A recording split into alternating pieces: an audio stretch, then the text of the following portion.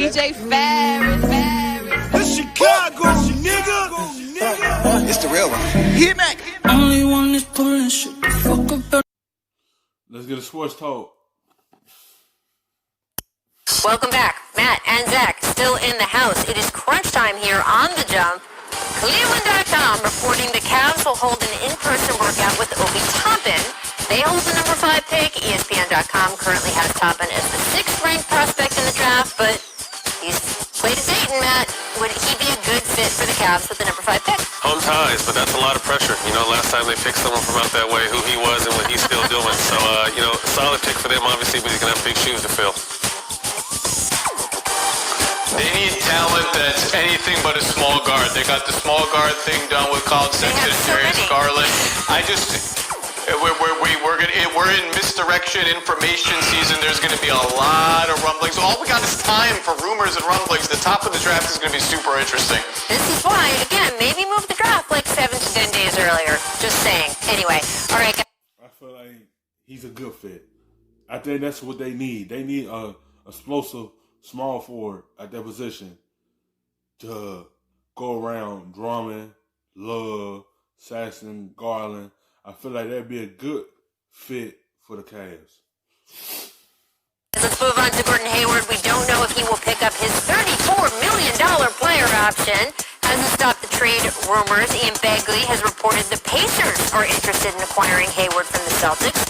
No word on where Boston sits on that. Hayward is from, of course, Indiana. Played his college ball at Butler in Indianapolis. But, plot twist under his current coach in Boston. So, where did those ties go? Zach, does Hayward make sense for the Pacers? I think he makes a lot of sense. He's a great shooter. He can play make. I think they need a little bit more perimeter playmaking. But mechanically, his path there, if Indiana's interest is real, is a little bit complicated and requires some cooperation from Boston. So we'll see what actually happens. But I do think he would fit there very well. And there are deals to make that make some sense for both teams. First and foremost, he better pick up that player option. Man, like, what they have to give up to get Gordon Hayward there? Do they have to give up some of their pieces that's there before they get him? Or they did give up some first round or second round, third round, or someone to come off the bench for him and send him to Boston and get Gordon Hayward to go right in what they already had in their lineup? Like, he'd be a good fit for him, but what they have to give up for him? Someone off their bench to get him, or are they going to want somebody in they starting lineup? Boston going to want to take somebody from there. That $34 million might not come back around again, but I think it's a good fit as well. People forget how talented he was. He was the number 1 player on a very good Jazz team before he got hurt. Now it's, with all due respect, possibly the 4th option on the Utah team. I think we'll regain some of the old Gordon if he's able to kind of... Celtics? Yeah. I think we'll see some of the old Gordon if he's able to step into maybe that second leading scorer, and some nights the leading scorer, if he's able to go to Indiana. I will say this for Boston, though. They missed him when he was hurt in the bubble, and you could see in the series where he came back, he was not anywhere. I don't think he would have been playing if that wasn't a make-or-break playoff series for them. And without him being 100%, they didn't win. Yep. So I do think he's an essential ingredient for them. We'll have to see how essential and what they might get for him if they decide to move him. All right, today is a significant NBA anniversary. On this date in 2012, the Thunder traded James Harden to the Rockets in a package that netted the draft pick, which became Steven Adams. Now, Harden has, of course, gone on to win an MVP, make 8 straight All-Star games, and win each of the last 3 scoring titles with Houston. So, Zach, that begs the question, what if Oklahoma City never traded Harden to the Rockets on the last year of his rookie deal? Why are we doing this to Thunder fans? This is just mean. It's mean.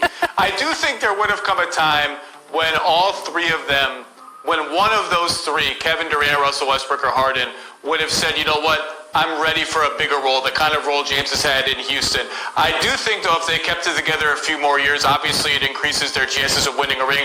They may get one. That first season is instructive, right? They were a great team. I think they won 60-something games that year. Russ gets hurt in the first. He just wanted to get a contract extension to stay. If you would have kept James Harden and Westbrook and Durant together for a few more years, they possibly would have got a ring. But the Thunder select to send him to Houston and extend him. And that was the end of that Thunder dynasty right there. It was the end for right there. And now Harden have his own team. He's the focal point of that team. If the Thunder would have kept him, it would have been a different type of Thunder team. But they didn't. First round, their season is over. If James is still there just for that one more year, you can withstand that injury to Russ and maybe keep on going. It's not crazy to say that they would have definitely been in the finals and even won a championship. But like Zach said, long term, we wouldn't have seen the potential from all three of these guys under the same roof. So eventually someone was going to have to break free. I think they cut the cord a little sooner than they should have because you think they're coming right off a finals appearance versus Miami. A very young, talented core team with not just three good superstars, but they had a nice complement of players around them as well. So I definitely think that they could have won a championship or even two. But long term, they wouldn't have all been able to stay on the same team. Right, but even if it hadn't been for the next 10 years, you do think of those next few years there. Absolutely. Zach, do you feel like that's one of those sort of alternate universe type things, that if they had stayed together, it would have dominoed into a lot of other things being different around the league? Well, I think one of them leaves at some point, but you just wonder, like, if they win a championship, what does that do to the Durant decision a few years later? But I do think they would have come apart at some point. But yeah, I mean, this is one of the seismic moves in sports. Yeah, at some point, it probably would have been James Harden. It probably would have, because he probably would have been want to be his own guy eventually. He probably wouldn't want to come off the bench the rest of his career. He probably was going to want to jump ship and be in the starting lineup and be the focal point at some point. But Durant probably want to lead and go somewhere else. Potentially Russ. Go somewhere else, something. Eventually, one of them going to want a bigger role on that team. But you don't know, because they gave up on James Harden after that. It sent them away. And then that was the fall of them, and made Durant want to go to Golden State. Now Brooklyn. Now you don't have Westbrook right there. It just was up to the Thunder organization to keep them together. Sports in the last 20 or 25 years, I don't think there's any question about that. It changed the entire fabric of the NBA.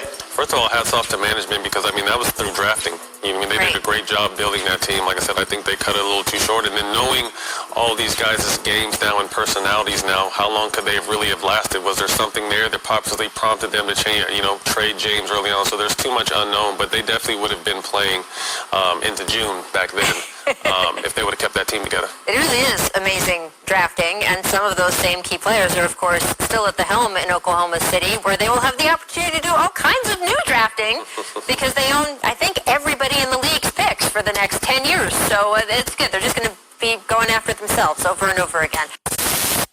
Thanks for watching ESPN.